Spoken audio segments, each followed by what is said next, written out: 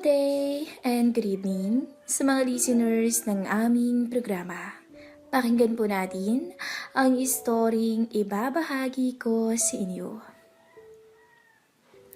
Kasalukuyang nagtatabas ng mga tuyong dahon sa kanyang bakuran ang ginang na si Mrs. Denilyn Santiago o Denden sa kanyang mga kaibigan at kamag-anak. 36 years old at may katangkaran. Nakakasilaw ang kaputian at kakinisan ng balat. Maiyahalin tulad to kay Marian Rivera. Ang Mr. ni Denden ay isang kapitan ng barko, kaya masasabing may kaya ito sa buhay. Kaya naman nagagawa at nabibili nito ang anumang gugustuhin. Mabait at loyal si Denden sa kanyang mister na si Baron. Ni minsan ay hindi ito nagtaksil sa kanyang asawa. Sanay na tong kontrolin ang kanyang sarili lalo na sa mga gabing hinahanap-hanap niya ang yakap at kalinga ng kanyang mister. Ngunit isang lalaki ang dadaan sa kanyang buhay na siyang mag-uudyok sa kanya sa isang minsang pagkakasala. Habang naglilinis, ay nakita ni Denden ang binatang si Jimara. Nagtatrabaho bilang boy ng kapitbahay nila.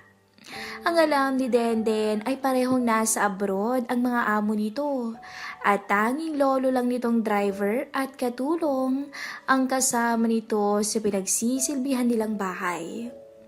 Hindi alam ni Denden kung ilang taon na si Jimara, pero ang tansya niya ay 15 taon ang tanda niya sa binata.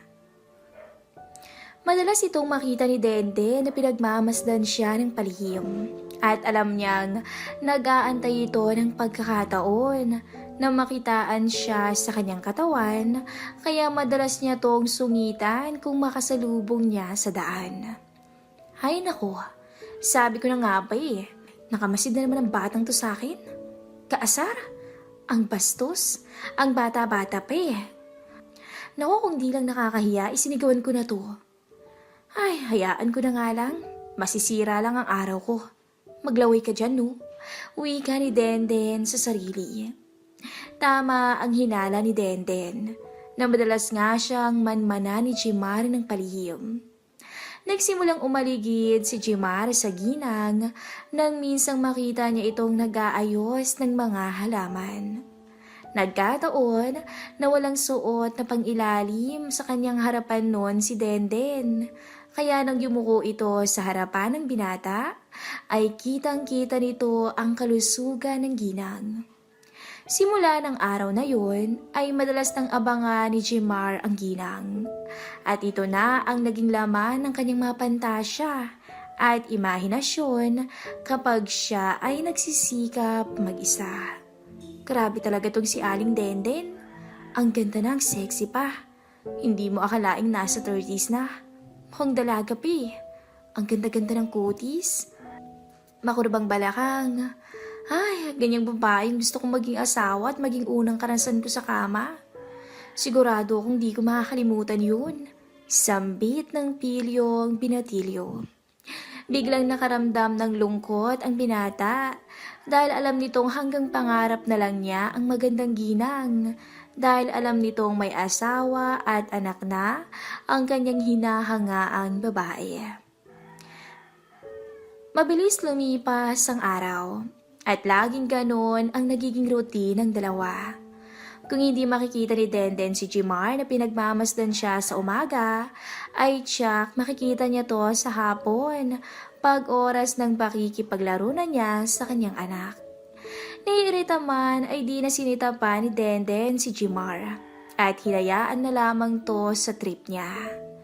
Iniisip na lamang ni Denden na nasa edad na si Jimar, kaya't normal na lang dito ang pagka-curious sa babae.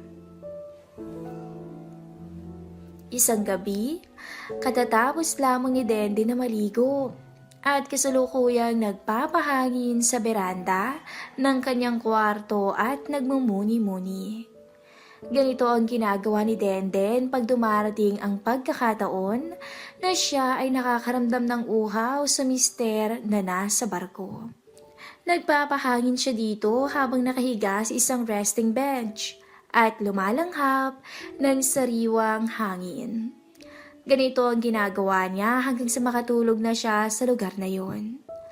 Nakamanipis na pantulog lamang noon si Denden nang makitang may liwanag sa kanyang bandang paanang direksyon sa bandang itaas ng bahay nila Jimara at sigurado siyang ilaw yon mula sa isang cellphone. Shit, binibidyohan ako? Lokong bata to talaga, sumusobra na. Siguro dapat ko lang tapusin ang kalokohan ng pilyong to. Umanda ka nga sa akin. Nagmamadaling lumabas ng kanyang bahay si Denden at asar na tinungo ang kabilang bahay at mabilis na nag-doorbell. Pinagbasta naman siya ng binatang si Jimara na nakasuot ng manipis na boxer shorts kaya halata rin ang tinatago nitong alas bilang lalaki. Hindi ito nakaligtas sa mata ni Denden at napalunok na lang bigla. Asa ng lolo mo? Kakausapin ko. May gigil na salita ni Denden. Ha? Wala pong lolo, as ospital po eh. Hindi inaalis ang tingin sa katawan ng babae na tanging manipis na tela lamang ang nakatakip. Talaga? Hindi ako naniniwala. Sagot ni Denden na pinagpapawisan na dahil sa nakikitang malaking bukol sa boxer shorts ng binata. Halika sa loob nyo, titingnan ko. Dagdag pa niya. Po? Bakit po ba? Basta, gusto ko siyang makausap. Pumasok sa loob ng bahay si Denden at pilit hinahanap ang matanda. Kailangan ko siyang kausapin para pagsabihan ka. Tao po? Tao po? Mang Rex? Mang Rex? Wala po talaga si Lolo. Ano po bang kasalanan ko? Nagmamaang-maangan ka ba? Biglang harap ni Denden kay Jimara at naabutan pang sa bandang ibaba niya nakatingin ang binata. Akala mo hindi kita nakikita na laging nagmamanman sa akin? At ngayon nag-video ka pa. Tama ba yun? Baka sa mukha ni Jimar ang pagkabigla. Ngunit mas nagulat siya sa nakikitang nakakatakam na ganda ng ginang na si Denden. Si Denden naman ay ramdam ang pagkauhaw dahil natuklasan nito mukhang may ibubuga pala ang binatang kinaiinisan niya. Dito ay may naisip na kalokohan ng ginang. Sorry po Ma'am Denden, hindi na po mauulit. Naakit lang po talaga ako sa inyo eh. Takot na boses ni Jimara. Sorry po talaga. Sorry? Ngayon nga lang hindi maalis ang tingin mo sa harapan ko eh. Ang bata-bata mo pa, ang hilig mo na. Sorry po. Eto bang gusto mo? Ang sabi ni Denden at bigla nitong inalis ang kanyang pantulog at inihagis sa sahig. Hayan, titigan mo na. Pagmasdan mo na ng gusto para di ka na mahirapan. Gulat na gulat si Jimar nang makita ang kaputing kutis ni Denden at ang kabuuan nito sa malapitan. Nanlaki ang mga mata ng binata ng mga oras na yun. Hindi niya akalain na ganito pala ang itsura nito sa malapitan. Biglang lumakas ang tibok ng kanyang puso. Manghang-mangha si Jimar sa nakakaakit na ginang. At sobra ang kaba ang nararamdaman nito sa mga oras na yun na para bang lalagnatin na to ng todo. Samantala, nawawala na ang kontrol ni Denden sa kanyang sarili. Unti-unti na siyang nilalamon ng kahinaan bilang babae at gusto na niyang patulan ang binatang labis na humahanga sa kanya. Huminga ng malalim si Denden at hinawakan ng kamay ng bata. Tinitigan niya to sa mata. Jimar, ibibigay ko sa iyo ang nais mo. Basta kailangan, walang makakaalam ng gagawin natin ha?